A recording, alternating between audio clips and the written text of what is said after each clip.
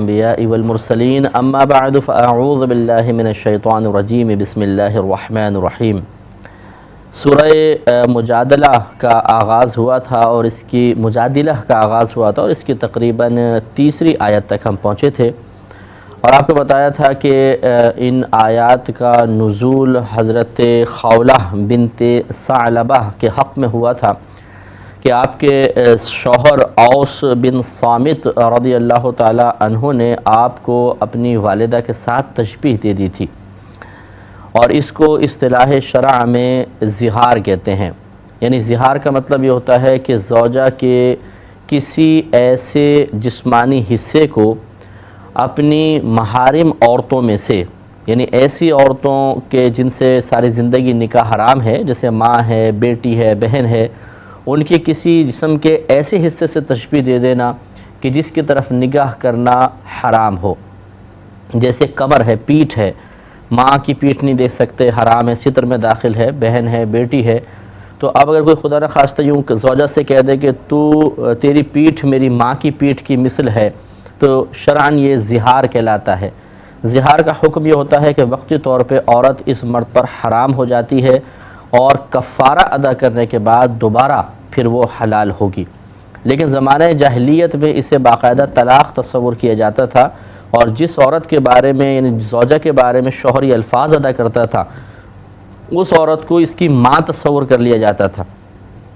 گویا کہ مطلب ابدی طور پہ حرمت تصور کی جاتی تھی۔ جب خولہ بنت ثعلبہ رضی اللہ تعالی عنہا کو ان کے شوہر نے اسی طرح کہا تو پھر آپ بہت پریشان ہوئی، نبی کریم صلی اللہ علیہ وسلم کی بارگاہ میں حاضر ہو کر فریاد کی، تب یہ آیات نازل ہوئی تھیں، اور اللہ تعالیٰ نے ان آیات میں ثابت فرما دیا کہ اگر زوجہ کو ماں سے تشبیہ دے بھی دی گئی تو زوجہ ماں نہیں بن جاتی، مائیں تو وہی ہیں جن سے انسان پیدا ہوتا ہے۔ اور پھر آگے اللہ تبارک و تعالی نے زہار کا کفارہ بیان فرمایا۔ لہذا تیسری آیت کا آغاز ہم دوبارہ کر لیتے ہیں کہ والذین یظاہرون من نسائہم، اور وہ لوگ جو زہار کر بیٹھیں اپنی عورتوں سے، ثم یعودون لما قالوا، پھر وہ رجوع کریں اس سے جو انہوں نے کہا، یعنی جو ان کی زبان سے نکل گیا اس سے رجوع کرنے کا مطلب ہے کہ اس سے ختم کرنا اور دوبارہ سابقہ حالت کی طرف لوٹنے کے لیے کوئی عمل کرنا۔ اور سابقہ حالت یہ تھی کہ وہ ان کی وہ عورت زوجہ ہو، اور باقاعدہ اس سے جو میاں بیوی کے تعلقات ہیں وہ قائم کرنا جائز ہو جائے۔ چنانچہ ان چیزوں کی طرف اگر لوٹنا چاہتے ہو فَتَحْرِيرُ رَقَبَةٍ مِّن قَبْلِ أَن يَتَمَاسَّا، اللہ تعالیٰ ارشاد فرماتا ہے تو ایک غلام کا آزاد کرنا ہے اس سے پہلے کہ وہ ایک دوسرے کو چھوئیں۔ یہاں پہ زہار کے کفارے کی 3 صورتیں بیان کی گئی ہیں کہ کسی ایک صورت سے کفارہ ادا کر لو، جن میں سے پہلی صورت ہے ایک غلام کا آزاد کرنا، لیکن اللہ تبارک و تعالی نے اس میں کنڈیشن رکھی ہے، ایک شرط رکھتی ہے، اور یا یوں کہہ لیں شرعی اصطلاح میں کہ اس حکم کو مقید کر دیا ہے اس سے کہ یہ کفارہ پہلے ادا کرنا ہے اور ایک دوسرے کو بعد میں چھونا ہے۔ چنانچہ اگر کوئی خدا نہ خواستہ ایسا ہو زہار کر بیٹھے اور غلام آزاد کرنے سے پہلے زوجہ کو چھو لے گا تو گناہ گار ہوگا، لہذا پہلے کفارہ پھر اس کے بعد چھونا ہے۔ ذالکم توعظون بہ، یہ ہے وہ جس کی تمہیں نصیحت کی جاتی ہے، واللہ بما تعملون خبیر، اور اللہ تبارک و تعالی تمہارے کاموں کو جانتا ہے۔ فمن لم یجد، پھر جو شخص نہ پائے، یعنی جس کو غلام نہ ملے، جیسے آج کل کے دور میں کہ ہم کہاں سے غلام لے کر آئیں، فصیام شہرین متتابعین من قبل ان یتماسا، تو اللہ تعالیٰ نے دوسری صورت بیان فرمائی تو 2 مہینے کے روزے رکھنا ہے متتابعین، لگاتار پے در پہ، من قبل ان یتماسا، اس سے پہلے کہ وہ ایک دوسرے کو چھوئیں۔ یہاں بھی اللہ تبارک و تعالی نے روزے رکھنے کا حکم ایک کنڈیشن کے ساتھ بیان فرمایا کہ ایک دوسرے کو چھونے سے پہلے روزے پورے کرنے ہیں، اور متتابعین کی چونکہ قید لگائی لہٰذا اس سے ثابت ہو گیا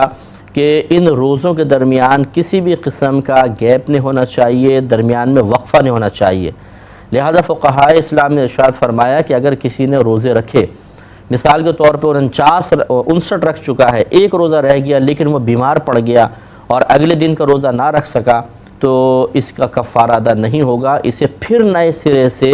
60 روزے رکھنے ہوں گے۔ لہٰذا حتی الامکان کوشش یہی کرنی چاہیے کہ انسان ایسے دنوں کا انتخاب کرے جو اس کی صحت کے موافق ہوں۔ دوسری بات یہ کہ نبی کریم صلی اللہ علیہ وسلم نے 5 روزے ایسے بیان فرمائے سال میں کہ جن کا رکھنا حرام ہے۔ ان میں سے ایک تو جب رمضان گزر جاتا ہے تو جو عید آتی ہے جس کو عید الفطر کہتے ہیں، خاص اس عید کے دن کا روزہ رکھنا جس کو پہلی شوال کہیں گے، اور اس کے علاوہ جو بقرعید ہوتی ہے یعنی 10 ذوالحجہ، پھر یہ 10 کا 11 12 13 4 دن وہ اور ایک دن عید الفطر، یہ 5 روزے سال میں رکھنا مکروہ تحریمی ہے۔ لہذا فقہا نے فرمایا کہ اگر کوئی ظہار کے روزے رکھ رہا ہو تو اس طرح حساب کر کے رکھے کہ درمیان میں ان 5 روزوں میں سے کوئی روزہ نہ آ رہا ہو۔ چنانچہ رمضان والے میں تو یہ ہم کر ہی نہیں سکتے ہیں، ظہار کا کفارہ ادا نہیں کر سکتے ہیں کیونکہ اس میں تو رمضان کے روزے فرض ہیں، اس میں تو ہو ہی نہیں سکتا۔ ہاں یہ ذوالحجہ والے معاملے میں ہو سکتا ہے کہ کسی نے مثلا پہلے سے روزے رکھنے شروع کیے لیکن درمیان میں بقرعید کے 4 دن آ گئے، 10 11 12 13، تو لازم بات ہے کہ ان میں روزہ رکھنا منع ہے، تو لازمی طور پر یہ گیپ قائم ہو جائے گا، تو پھر وہ پچھلے روزے کاؤنٹ نہیں کیے جائیں گے، نئے سرے سے اس کو روزے رکھنے ہوں گے۔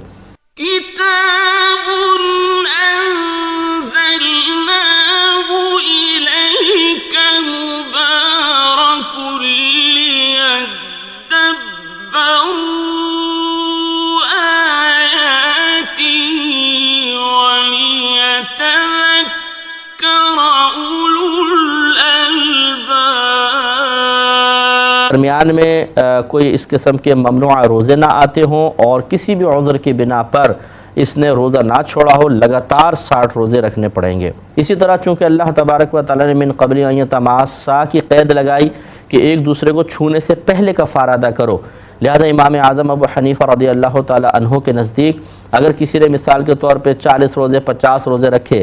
اور پھر تقاضائے بشریت سے مغلوب ہو کر وہ زوجہ کے قریب چلا گیا، تو یہ کیونکہ قید یہ تھی اللہ تعالیٰ کی کہ چھونے سے پہلے کفارہ ادا کرو، اور یہاں کفارہ ادا کرنے سے پہلے چھو لیا گیا، لہٰذا پچھلے روزے پھر ضائع ہو جائیں گے اور نئے سرے سے 60 روزے رکھنے ہوں گے۔ معلوم یہ ہوا کہ ان 60 دنوں میں زوجہ سے بالکل دور بھی رہنا ہے اور کوئی درمیان میں ایک روزے کا بھی گیپ نہیں ہونا چاہیے۔ مکمل 60 روزے رکھنے کے بعد پھر زوجہ مکمل طور پر حلال ہوں گی۔ یہ 2 صورتیں ہو گئی، ایک غلام آزاد کرنا، ایک 60 مساکین کو کھانا کھلانا۔ اب تیسرے کے بارے میں کلام فرمایا کہ فمن لم یستطیع، پھر جو نہیں استطاعت رکھتا ہو یعنی روزے بھی نہ رکھ سکے، فاطعام 60 مسکینا، تو 60 مسکینوں کو کھانا کھلانا ہے۔ لیکن آپ یہاں پہ غور کریں، اللہ تعالیٰ نے یہ نہیں فرمایا کہ من قبل ان یتماسا، پہلے 2 جو صورتیں کفارے کے بیان کی ان دونوں میں یہ قید تھی، کنڈیشن تھی، اور تیسرے میں کنڈیشن نہیں لگائی گئی، صرف اتنا فرمایا 60 مسکینوں کو کھانا کھلانا۔ تو فقہاء اسلام کے نزدیک، اور یہ ہر ایک مسلمان بھی اس کو عام مسلمان بھی تسلیم کرے گا کہ اللہ تبارک و تعالیٰ کا کوئی بھی فعل حکمت سے خالی نہیں ہوتا۔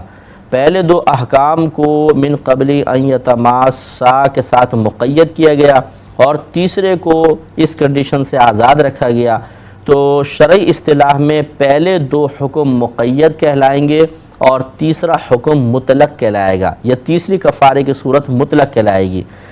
اب قاعدہ احناف کے نزدیک یہ ہے کہ المقید یجری علی تقییدہ والمطلق یجری علی اطلاقہ، یعنی جو اللہ تعالیٰ کا حکم کسی کنڈیشن کے ساتھ ہوگا وہ کنڈیشن کے ساتھ ہی رہے گا، اور جس کو اللہ تعالیٰ نے وداؤٹ کنڈیشن بغیر کسی شرط کے بیان کیا ہے وہ بغیر شرط یہ رہے گا۔ میں اور آپ اپنے پاس سے قیاس کر کے اپنی رائے سے اس میں کوئی اضافہ نہیں کر سکتے۔ لہٰذا کوئی اگر یہ کہے کہ پہلے 2 حکم میں اللہ تعالیٰ نے من قبل ان تماسا کی قید لگائی کہ پہلے کفارہ پھر بیوی اور شوہر کا ایک دوسرے کو چھونا جائز ہو سکتا ہے، تو ہم تیسرے میں بھی یہ قیاس کر لیتے ہیں، یہ قیاس سے نہیں ہوگا۔ اللہ تعالیٰ نے صراحتاً پہلے 2 میں من قبل ان تماسا کی قید لگائی، تیسرے کو آزاد رکھا۔ لہذا امام اعظم ابو حنیفہ رضی اللہ تعالیٰ عنہ کے نزدیک چونکہ تیسرے میں کفارے سے پہلے چھونے کی ممانعت نہیں آئی ہے، لہذا اگر کھانا کھلانے کے دوران مثلاً 30 آدمیوں کو کھانا کھلایا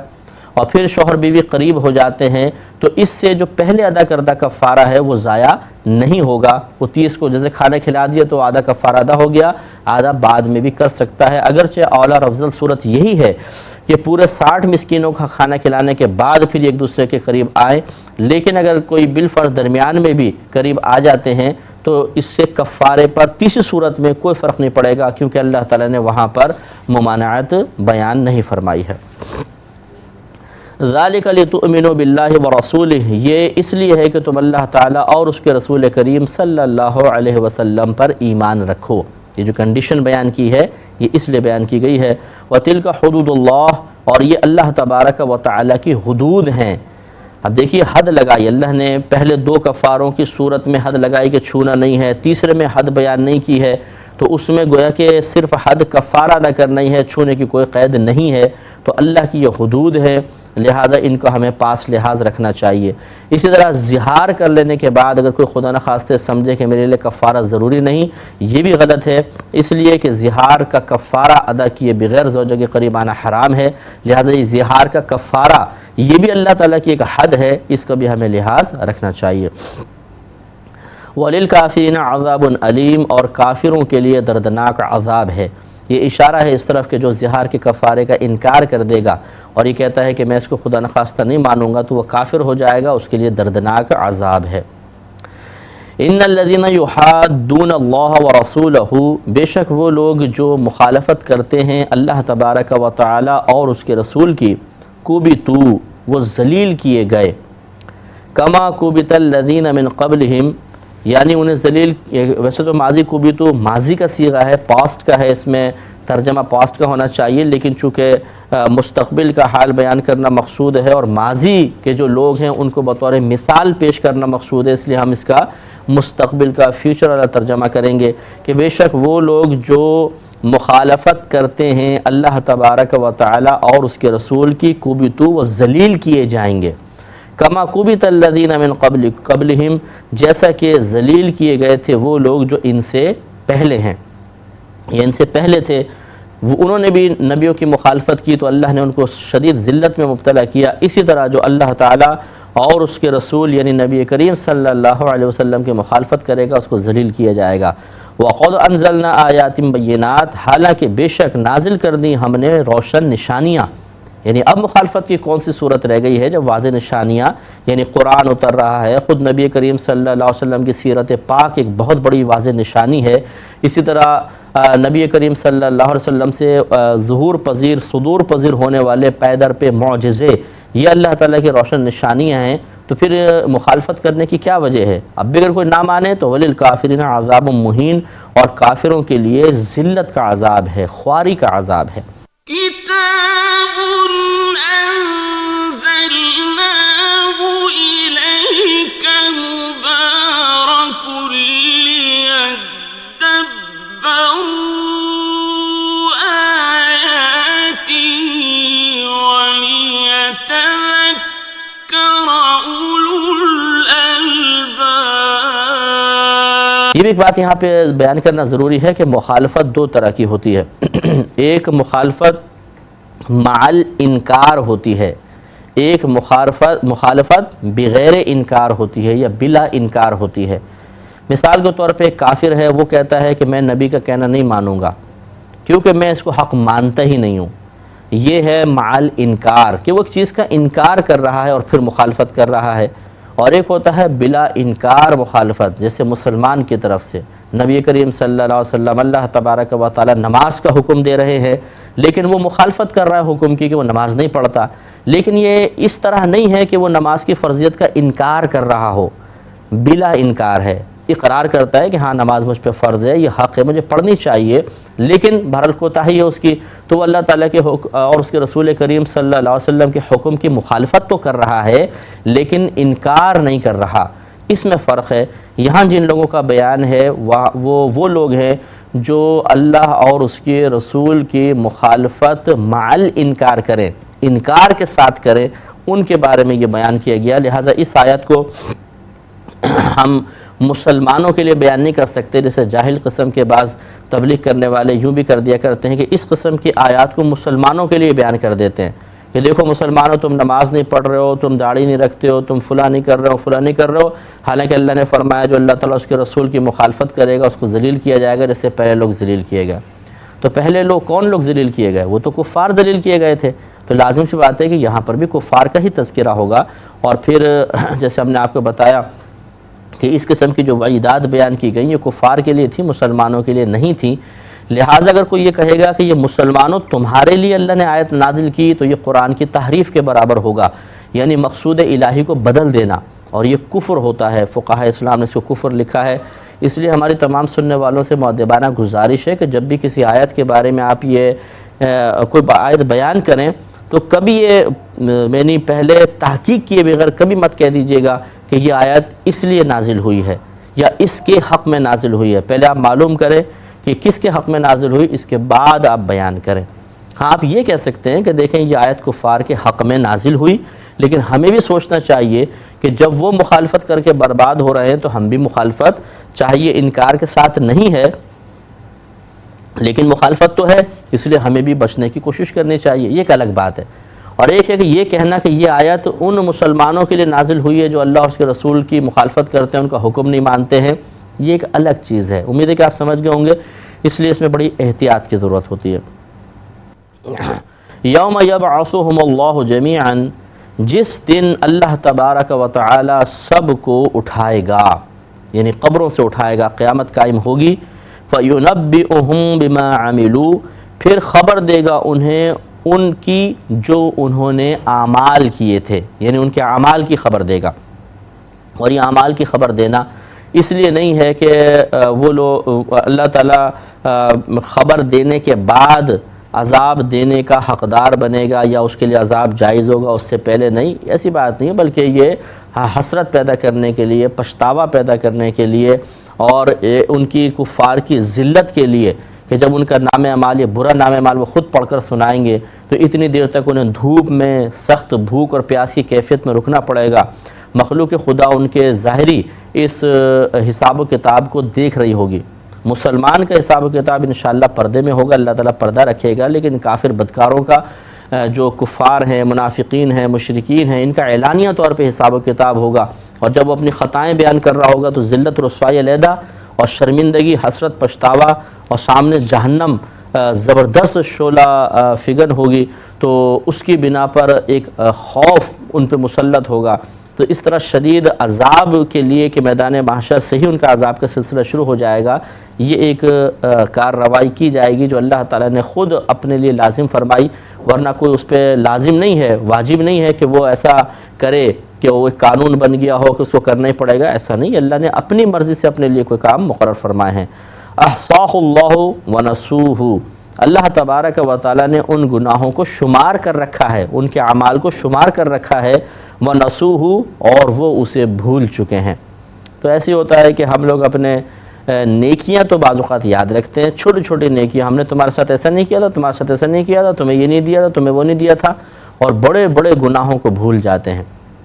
ساری زندگی گناہ یاد نہیں آتے ہیں، ان پہ توبہ کی توفیق حاصل نہیں ہوتی ہے۔ تو یہ بہرحال یہ تو کفار کے بارے میں ہے کہ وہ کفار ان اپنے اعمال کو بھول چکے ہیں، لیکن اللہ تعالیٰ نے ان کو شمار کر رکھا ہے، یعنی منکر نکیر نے باقاعدہ انہیں لکھا ہے اللہ کے حکم سے، تو کتابی شکل میں بھی یا صحائف کی شکل میں بھی وہ موجود ہیں، اور اللہ تبارک و تعالیٰ کسی چیز کو بھولتا نہیں ہے، لہٰذا معلوم ہوا کہ اللہ تبارک و تعالیٰ نے ان تمام چیزوں کو اپنے پاس محفوظ رکھا ہوا ہے۔ ہم یہ تو نہیں کہیں گے کہ اللہ تعالیٰ نے ان کو یاد رکھنا کا لفظ بھی آپ کہہ سکتے ہیں، لیکن حافظے میں یا اللہ نے اپنے ذہن میں رکھا ہوا ہے، ایسا معاذ اللہ الفاظ ادا نہیں کریں گے، کیونکہ ذہن یا حافظہ یہ مخلوق کے لیے ثابت ہوتا ہے، اللہ تعالیٰ کے لیے نہیں۔ جیسا اس کی شان کے لائق ہے وہ ان معلومات کو اپنے پاس محفوظ رکھے ہوئے ہے، ایسا ضرور ہے، اور میدان محشر میں ان کو ظاہر فرمائے گا۔ واللہ علی کل شیء شہید، اور اللہ تبارک و تعالیٰ ہر شے پر گواہ ہے،